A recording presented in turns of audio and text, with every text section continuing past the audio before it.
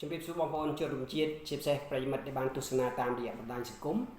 ខ្ញុំបានសង្រួនជាគ្រូវិទ្យាសាស្ត្របុរាណដែលមានស្លាកយីហោសញ្ញាដើមអង្គាបោះបច្ចុប្បន្ននេះខ្ញុំស្ថិតនៅក្នុងសមាគមគ្រូឱសថបុរាណកម្ពុជាថ្ងៃនេះខ្ញុំជម្រាបជូនបងប្អូនអំពីជំងឺឬដងបាតជំងឺឬដងបាតនេះគ្រូបុរាណធ្វើការបែងចែកជាពីរទី1ឬដងបាតនៅខាងក្រៅទី2ឬដងបាតនៅខាងក្នុងខ្ញុំជម្រាបជូនអំពីអាការៈនិងដើមហេតុដែលនាំឲ្យកើតជំងឺឬដងបាតដើមហេតុដែលនាំឲ្យកើតឬដងបាតមាន3ចំណុចទី1ពាក់ព័ន្ធនឹងជំងឺក្រពះវៀនអ្នកដែលមានជំងឺក្រពះវៀនក៏ជាដើមហេតុដែលនាំឲ្យ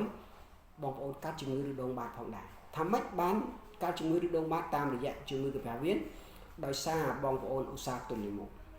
កាលណាដែលបងប្អូនទល់លាមក2ឬក៏3ថ្ងៃអាក្បាលលាមកនឹងវារឹង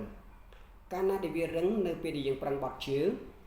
វាធ្វើឲ្យមានចលនាកើតឡើងពីព្រោះនៅក្បាលលាមកហ្នឹងវាមានគ្រាប់រដេដប់ពីដើមចាស់និយាយថាដូចរដេដប់ដែលអាចទន្សាយហ្នឹងណាបាទអញ្ចឹងអាហ្នឹងនៅពេលដែលយើងប្រឹងអាគ្រាប់រដេដប់ធ្វើឲ្យមានចលនាកើតឡើងនៅកន្លែងរុនគូតរបស់យើងហ្នឹងអញ្ចឹងធ្វើឲ្យដាច់រលាត់ហើមប៉ោងដុសចេញទៅជាឬដងបាតចំណុចទី2ពាក់ព័ន្ធនឹងអនាម័យនេះខ្ញុំនិយាយសំដៅទៅលើបងប្អូនដែលមានវ័យចំណាស់កាលពីជំនាន់មុនជំនាន់ចង់និយាយថាបើគិតមកដល់លើគាត់អាយុ60ជាងអីហ្នឹងចិត្តចូលចិត្តអីហ្នឹងពីដើមមកនៅតាមជនបទមិនដែលមានប្រគុណអនាម័យទេរាល់ការបន្ទល់បងរបស់គាត់ទៅព្រៃនៅពេលដែលគាត់ទៅព្រៃគាត់តែងតែយកកំណាត់ឈើឬក៏ស្លឹកឈើដើម្បីមកសម្អាតការសម្អាតនេះវាធ្វើឲ្យដាច់រលាត់សរសៃវ៉ែនទូចនៅរុនគូតរបស់យើងវាធ្វើឲ្យហើមប៉ោងដុះទៅជាឬដងបាតផងដែរចំណុចទី3ពាក់ព័ន្ធនឹងការអង្គុយយូរនេះនិយាយអំពីសកម្មភាពរបស់មនុស្សបាទជាពិសេសនៅទៅលើកម្មការនីតាមរោងចក្រក៏ដូចជាតកង់ឡានឬក៏អ្នកធ្វើការតាម office ដែលគាត់អង្គុយយូរកាលណាដែលអង្គុយយូរទល់ខ្យល់ទល់លាមកចំណុចកន្លែងនេះស្តៀងគ្នាជាមួយនឹងជំងឺក្រពះវៀនផងដែរកាលណាដែលយើងទល់លាមកមានបញ្ហាដូចខ្ញុំបានជម្រាបជូនអំបញ្ញមិញអញ្ចឹងបាទអញ្ចឹងនេះជាដើមហេតុចំណុចមួយទៀត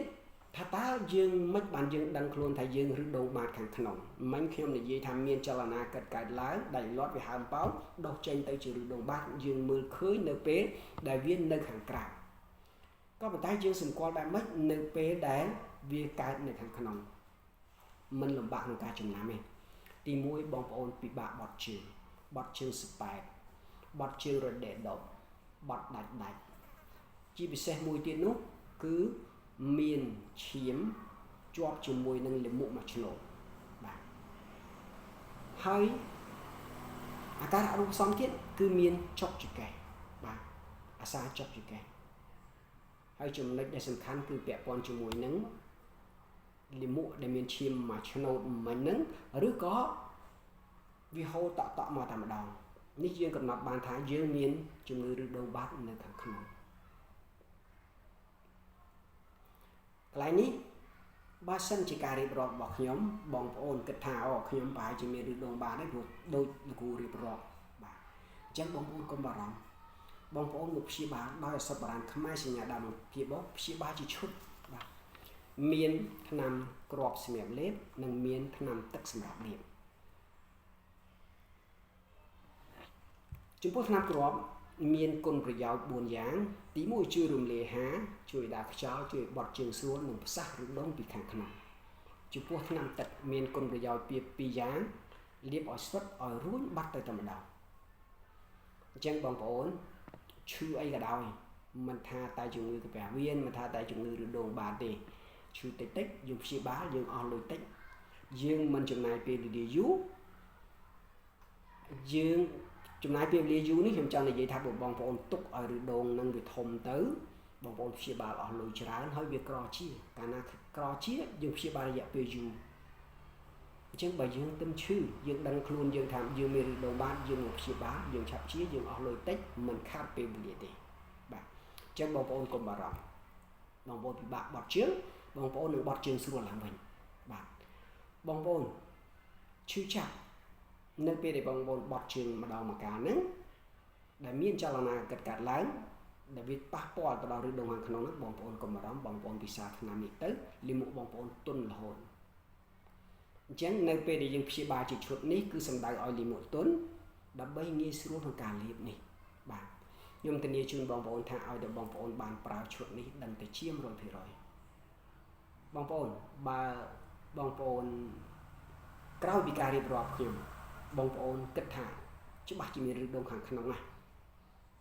ឬក៏ឫសដុំនៅខាងក្រៅអញ្ចឹងបងប្អូនទំនាក់ទំនងមកតាមទូរស័ព្ទលេខ012 85 85 18មួយខ្សែទៀត088 44 34 826ខ្ញុំបាទវ៉ាន់ស៊ីនួនស្វាគមន៍នៅសំណួររបស់បងប្អូនពាក់ព័ន្ធនឹងជំងឺផ្សេងទៀតបើសិនជាបងប្អូនសួរក្រៅពីជំងឺឬដងបាតខ្ញុំនឹងជម្រាបជូនទៅតាមចំណេះដឹងដែលខ្ញុំមានខ្ញុំបាទវ៉ាន់ស៊ីនួនសូមអរគុណជម្រាបលា